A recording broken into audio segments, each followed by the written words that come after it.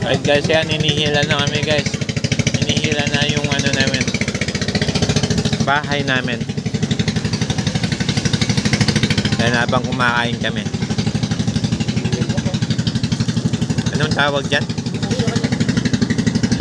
Floating boat. Floating boat yan ang tawag dito. Eating while boating.